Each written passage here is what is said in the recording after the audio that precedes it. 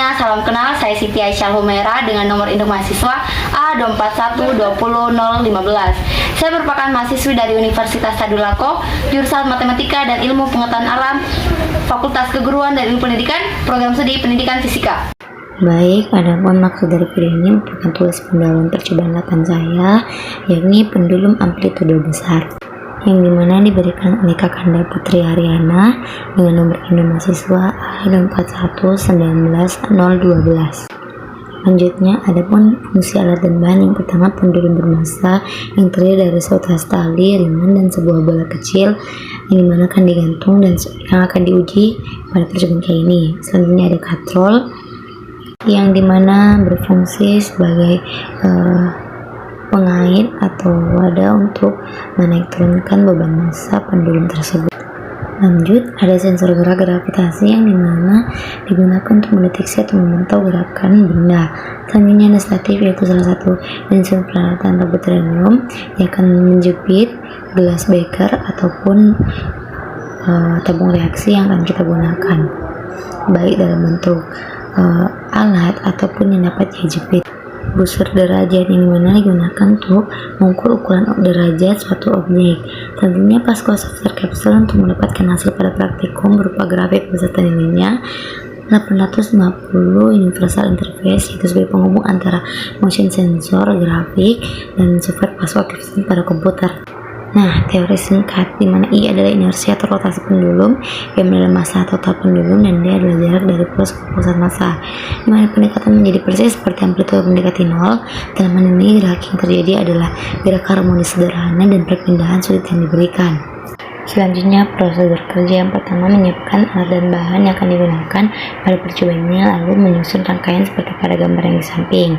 Menghubungkan input 850 Universal Interface ke software Pascal Capsule pada komputer. Selanjutnya, amplitude kecil. Mengubah posisi pendulum dengan sudut sekitar 20 derajat diukur dari posisi kesetimbangan menggunakan pusat derajat. Lalu menekan tombol record pada Pascal Capsule bersamaan dengan melepaskan pendulum. Lalu menekan tombol stop pada Pascal Capsule setelah 7 osilasi.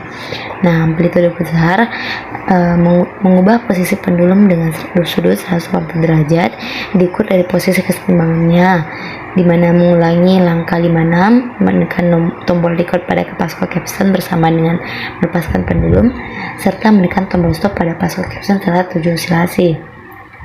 Lalu menganalisis amplitude kecil, di mana memiliki analisis 9A pada Pascal Capsule, menekan ikon segitiga pada toolbar dan memilih run 1 yang merupakan hasil dari percobaan amplitude kecil.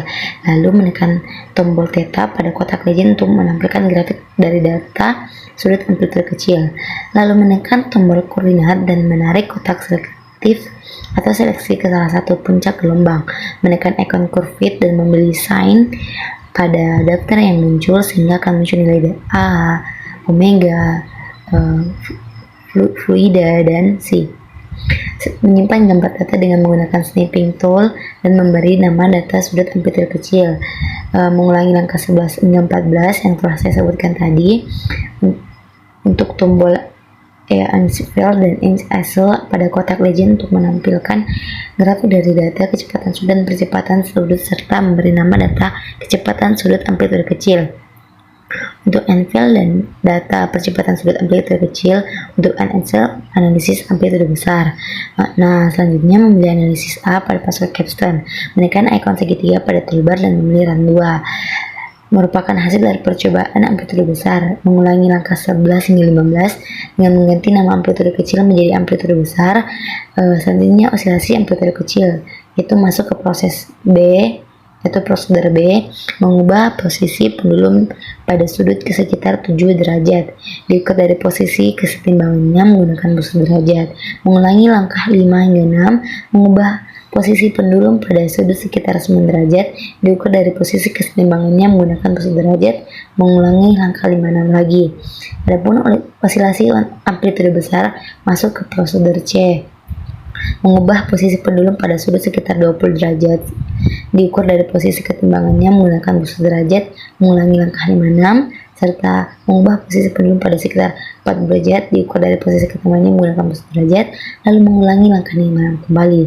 Tak lupa menekan ikon segitiga pada toolbar dan memilih rantiga yang merupakan hasil dari percobaan osilasi amplitude untuk sudut 7 derajat. Analisis pun pertama-tama menekan ikon segitiga pada toolbar dan memilih rantiga yang merupakan hasil dari percobaan. Selanjutnya, menekan tombol koordinat dan memindahkan kotak seleksi di puncak kedua, dan data yang muncul adalah data untuk waktu T1.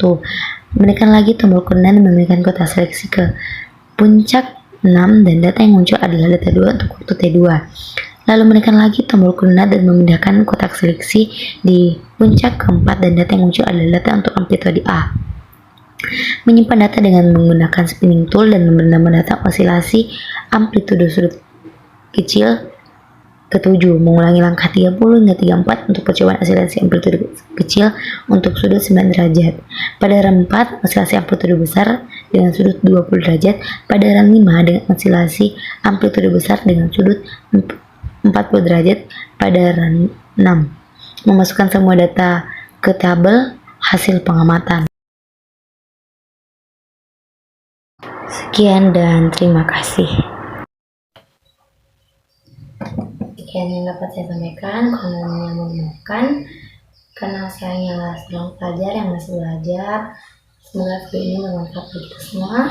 Terima kasih. Wassalamualaikum warahmatullahi wabarakatuh. Sampai ketemu di video berikutnya.